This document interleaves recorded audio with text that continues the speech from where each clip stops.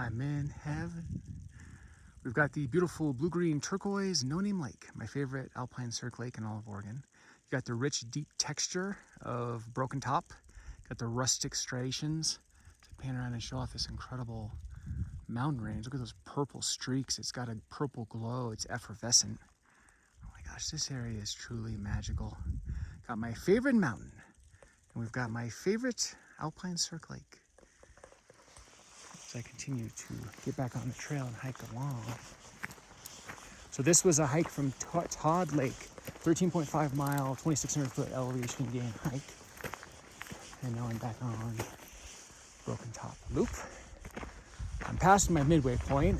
As we leave the Broken Top no-name lake area, in the final section of, we'll say, the expanded designated area. They don't want you camping within a quarter mile of the lake. Unfortunately, there was an issue with people camping right next to the lake, and I won't get graphic, but people weren't disposing of things properly, and it was leaching into the lake, and it wasn't good ecologically or, frankly, sanitary-wise.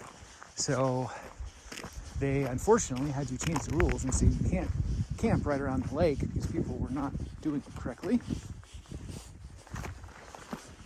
And now they say you have to camp within a quarter mile of the lake. So we're getting some final up close and personal Broken Top views. Look at those striations.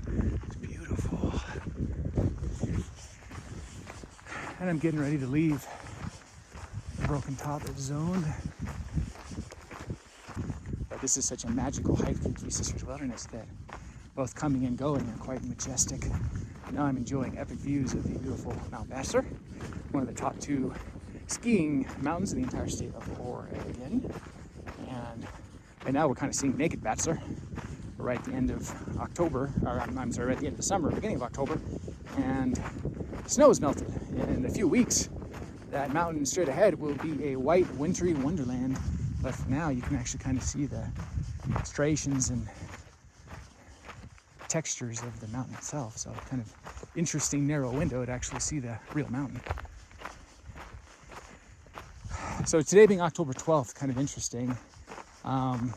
These top tier premium world-class alpine hikes like this one, they only have a window of like 10 weeks that you can even do them because of snow access, the snow melt, because we're at elevation. So probably I'd say August 1 to October 15 is kind of your range you can do it. If you do them in early August, you're probably going to have mosquitoes, but if you go to mid-September, probably the back half of that, mid-September to mid-October, there's no mosquitoes. So I always backload this particular hike. I don't like to have to worry about mosquitoes, but there was no mosquitoes today on October 12th. Started right around sunrise. Sunrise is 6:47, who's being exact. And I started about 7, so I wanted to start after light. Some hikes I like to start in the dark. Other hikes I like to start at light. Today I wanted to start at light, so the whole thing's beautiful. I didn't want to miss any of it in the dark. So I'm now descending the kind of interesting, the hiking foot traffic pattern that I always experience through hundreds of hikes is holding today. So when I first got here, there was me and one other car in the parking lot. And then I did the entire ascension, not seeing a soul. Got all the way up to No Name Lake, and I was the only one there. That's pretty cool. It's because I was started at sunrise. Well, left my house at 5:40, got here about 7, up in Madras. So like hour 20 drive. Very perfect for a day hike. And so I came up here, I was the only one here. And then as soon as I got to No Name Lake, I was taking videos, doing my thing, and blissing out beauty. And all of a sudden, just an endless stream of people. Because this was booked, sold out, recreation.gov permit-wise. So you get a sense of the anticipated traffic because this is a permit hike, $1 at recreation.gov. It is one of the best hikes in the state of Oregon. Arguably my favorite hike in the state of Oregon. And so I knew that there was, I don't remember what the quote is, 25 or 30 people, or I should say parties, had booked this. So I knew there was going to be a lot of traffic, but lo and behold, I get up there, I got a little time to myself. There's our beautiful friend, Broken Top, absolutely gorgeous. And then I'm up there a bit, and then all of a sudden, just an endless stream of people come, and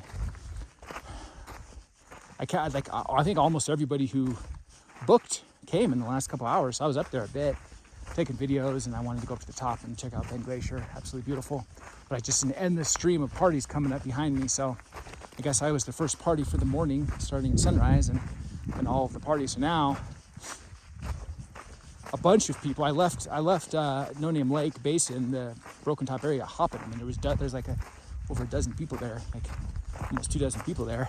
The place was basically congested with large amounts of people, which is fine. And so now I'm leaving, and I'm anticipating that I'll probably see a few more parties on the way down. It's kind of how it normally goes, is I see nobody on the way up, and I see a ton of people on the way down. And that's just what happens when you start at sunrise and you're the first one up. But it's not about being the first one up. I don't care if I'm first, second, or third up. There's no value or pride in that. It's just more I want the private, secluded feel. And frankly, my main reason is hydration management. Because if I start at sunrise, then I'm going to be doing the whole hike at a lower temperature range. Because when I got here, it was like high 30s. It was cold. My fingers, because I wasn't in gloves, were actually freezing. So now it's definitely getting hotter. I can feel the Fahrenheit ticking up. I'm starting to, for the first time on my way down, I'm actually starting to feel a little sweaty. Maybe not really because of the exertion, it's just because it's getting hotter. I'm actually exerting myself less on the way down. I would say I probably didn't get any sweat at all on the way up, despite the 2,600 foot elevation gain, because it was nice and cool and windy. But now on the way down, I'm definitely starting to feel it. So, and because the temperature is going up. So I got 2 sugar-free Powerades and some pepperoni sticks, and we're just staring at Mount Bachelor, naked Mount Bachelor, and hiking through this pristine Wonderland. It's funny how much faster. I always find the dichotomy interesting, because if you, in theory, it's like if you're doing an out and back, in theory, the first half is halfway. But because you're going uphill and you're exerting more energy, it's actually not halfway. It's actually like 2/3. So it's really a 2/3, 1/3 hike. It'll take a fraction of time to go downhill because it's so much easier. And I'll just fly through these sections that were arduous coming up. So it's deceiving once you start down how quickly you get down there. It feels like time flies. I got a couple sugar-free Powerades. Got pepperoni sticks that I am snacking on intermittently and drinking. But we are still going through Three Sisters Wilderness, so this is still epically beautiful. There's something magical about this whole area. It's got that touched feel, like it's just pristine and gorgeous. Like even this, I mean, this to me is epic. If you have an appreciation for like alpine zones and forests and all that stuff, it's like, look at this. This is picturesque, pristine. This is beautiful.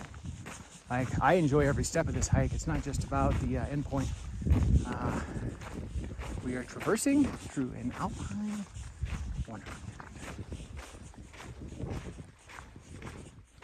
Pan over here, show you the peak of Ball Butte. That one's 7917 is the elevation peak.